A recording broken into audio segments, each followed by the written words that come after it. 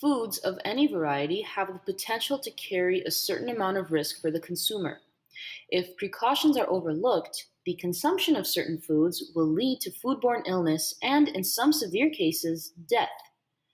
Foodborne illness outbreaks are very common, and once the sources of contamination are found, any product or products associated with the illness will be recalled for testing to ensure the safety of the consumers.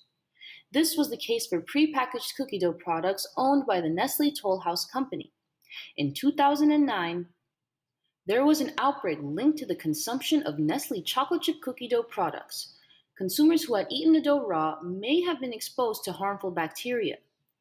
The U.S. Food and Drug Administration sampled Nestle Toll House cookie dough products to test for the pathogen responsible for the outbreak, and it yielded positive results for E. coli 0157H7. The origin of the outbreak was traced to Nestle's facility located in Danville, Virginia, and it resulted in 77 people sick in 30 different states. Victims of the E. coli outbreak are mostly young women and teenagers. This outbreak had a negative impact on its consumers, and it tarnished the company's reputation. Nestle had to recall about 3.6 million packages. The plant responsible for the outbreak was shut down and was subjected to an investigation. According to a CDC update on their website, 65% of infected individuals were less than 19 years old. 34 people were hospitalized, 10 people had developed hemolytic uremic syndrome, and there were no deaths related to this case. As mentioned previously, the pathogen responsible for this outbreak is E. coli. As we all know, the Shiga toxin produced by E. coli is dangerous and can cause a series of unpleasant symptoms, such as bloody diarrhea and abdominal pain.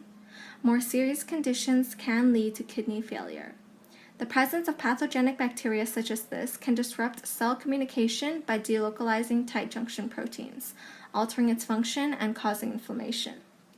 Now, is it possible to avoid this? Of course.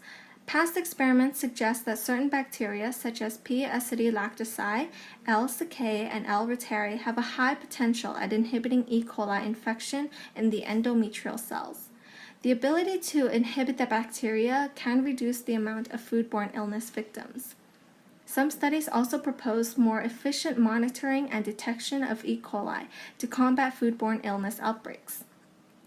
There are several options available to detect foodborne pathogens. One option is to apply fluorescein isothiocyanate, or FITC, a dye that causes molecules to emit a visible yellow-green light. This is applied onto the E. coli bacteria. Then a label-free immunofluorescence strip sensor is used to quickly locate the bacterial source. This method is simple, quick, and effective. Another option is through the ANSR E. coli 0157H7 test. Although only tested on ground beef, beef trim, sprout irrigation water, and spinach, ANSR E. coli is effective and reliable, according to researchers. The test involves amplifying certain DNA sequences to make it easier to detect bacteria using fluorescent molecular beacon probes. Another study suggests using lateral flow immunoassays, or LFIA devices. This method is similar to that of chromatography. The strip used to detect E. coli and the Shiga toxin is made with nanocolloidal gold particles and monoclonal antibodies against Shiga toxin 1 and Shiga toxin 2, as well as anti-lipid A antibodies. Detection of E. coli on the strip is indicated by the presence of colored lines. However, despite living in a technologically advanced society and having access to this knowledge, the Nestle outbreak still prevailed. Well then, where was the bacteria? Actually, the root source of the E. coli contamination was unknown, but some believe that the flour in the cookie dough was the prime suspect. After thorough investigation of the ingredients found in the cookie dough, the flour was the only product that did not undergo a kill step towards its potential pathogens. In 2010, Nestle decided to reformulate its flour by substituting it with heat-treated flour. By heating their products, Nestle is reducing the consumer's exposure to harmful bacteria, hopefully destroying the pathogens in the process. All in all, it is best to avoid the consumption of any raw food products, especially if they contain eggs, flour, or milk. This outbreak could have been prevented if the Nestle company took into consideration all of their potential hazards, critical control points, and created a better HACCP plan. Nestle should also consider better training their production staff in terms of sanitation, hygiene, and overall bacterial warnings so that this can be prevented in the future. Food recalls have a significant impact on the economy of the United States. Although food recalls tend to be more of a public health issue, it still affects the economy significantly. On average, it costs a food company around 10 million US dollars to initiate and conduct a recall, although the cost could be tremendously higher depending on the company. Food recalls cause brand damage, direct costs, as well as lost sales. Nestle's recall in 2009 impacted the company significantly. Nestle had to lay off more than 200 workers, which in turn would increase the unemployment rate in Danville, exceeding the 14.3% unemployment. The sources used throughout this report are both relevant and informative.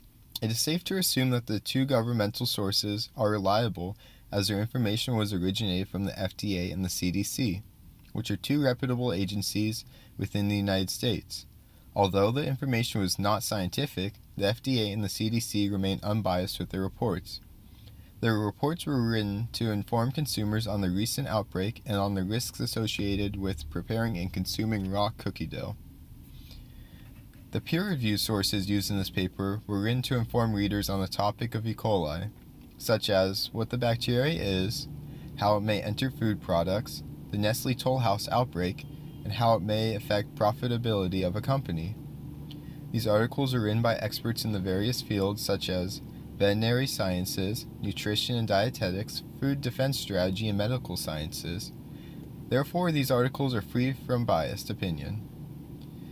The information in these articles was well organized and focused. The information came partly from original research, but it mainly consisted of a recap of others' works. The articles were all published in a timely manner with adequate citations, which adds to the usefulness and credibility of the information. The use of illustrations in these articles added to a better understanding of the information. The trade journals were written at a level that could be understood by the general reader, but they tended to be more geared towards college students and professionals. The purpose of these articles were to inform the reader on the E. coli breakout in Nestle Toll House chocolate chip cookie dough that resulted in a voluntary recall. These articles tended to be informative pieces which referenced non-original scientific information. Even though these articles were published in journals that tend to have some amount of bias, these articles seemed to be very neutral. The information from these articles was useful in that they provided statistics on the incident and general information on the outbreak.